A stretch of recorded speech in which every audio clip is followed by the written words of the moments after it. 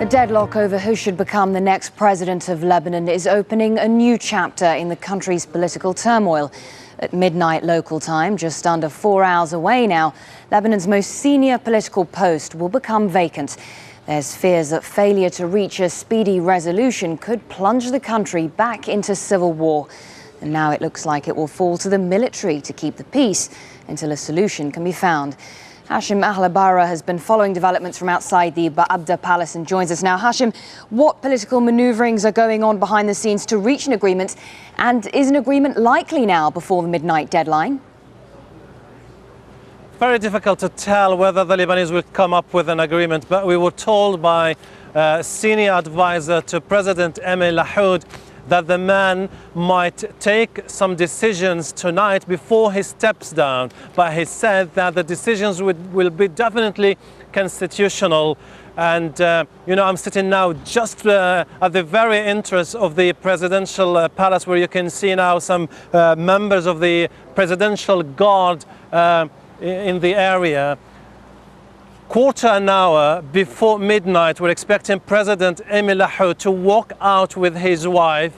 A unit of the presidential guard will pay tribute to the man who has occupied these offices for the last 9 years. So as the president Emil Lahoud said, the man might take some decisions with regard to handing over security to somebody, maybe the chief of the army, but nothing has been confirmed yet. We're expecting a statement from one of his advisors in 10 minutes from now. So by midnight, President Lahoud steps down, the end of an era, the beginning of a new one for the Lebanese.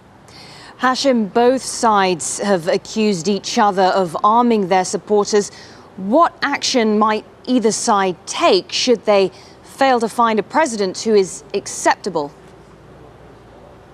Well, the problem is that the deadlock over who should be elected as a president has fed a lot of speculations and rumors here in Lebanon. We have heard rumors about people saying that supporters of other frontrunners or influential leaders in Lebanon might occupy Ba'abda Palace. But it was dismissed by everybody, saying this is nonsense, and there is still a sense of stability which is prevailing.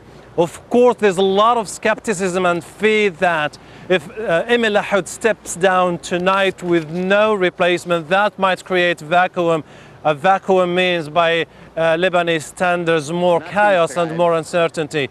But there's been a sense of consensus voiced by all the Lebanese leaders since early this morning. Later in the afternoon, we've heard Hariri, we've heard Walid Jumblat and other leaders saying that we don't want this country to move into more uncertainty. The army is being deployed throughout Beirut to maintain stability. Lahoud said yesterday, I don't recognize this government, therefore I will be in a position as a president of the country to take some decisions.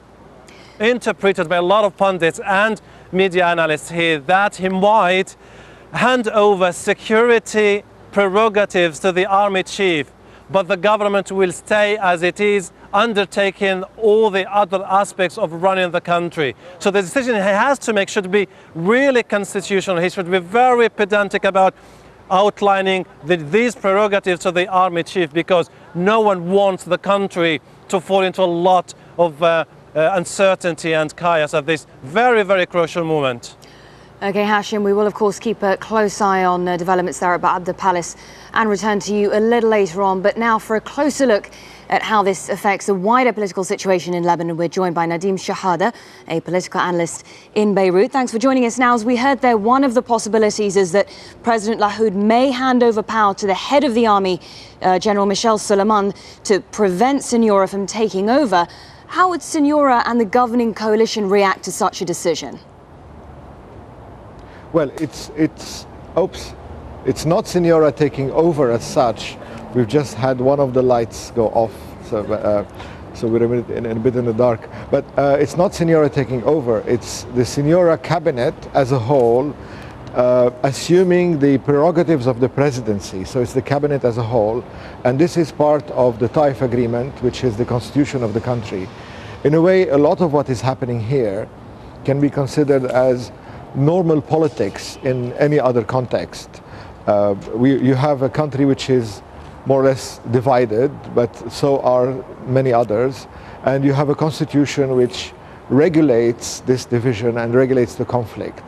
Where it differs is the threat that's been present in the last 3 years of assassinations, car bombs, wars, attacks from Israel, and all these externalities. But in a way, the Lebanese have shown that they have a very healthy political system. The debate has been very open in the media, and in the last 3 years we've seen also the government challenged by the opposition on many grounds.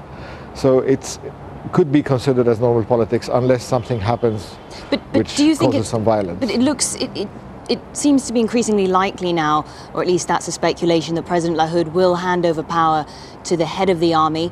Do you think that this is enough, that this will prevent any kind of crisis from breaking out or major escalation of violence?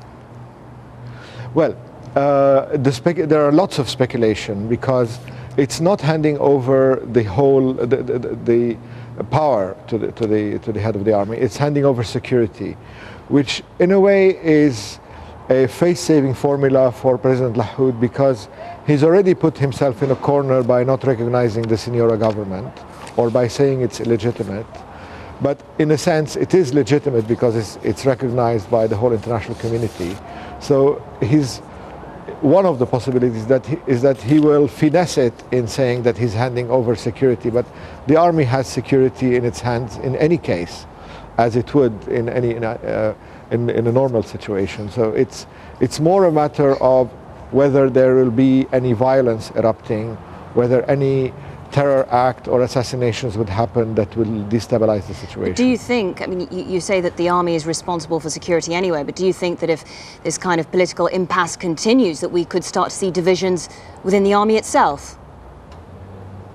No, I don't think this is on the cards at all. The army has shown that it's sticking by the rules, and the head of the army has also expressed many times that he will play the game according to the constitution and will not overstep any. And Lebanon is a country where it's impossible to have a military rule.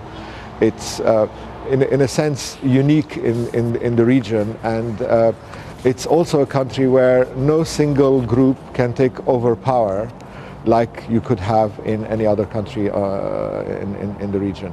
What you can have is a stalemate, which is very damaging to the economy, which is very stressful, and which could erupt in violence if the whole system breaks down.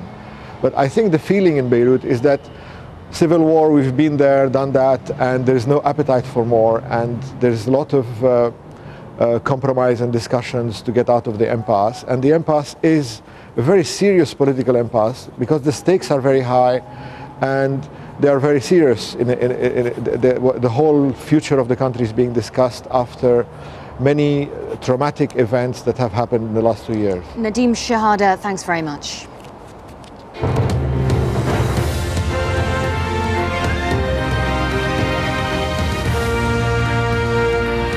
Set to explode within minutes of each other and aimed at local courthouses, lawyers appear to be the intended target for a series of bomb attacks in northern India on Friday.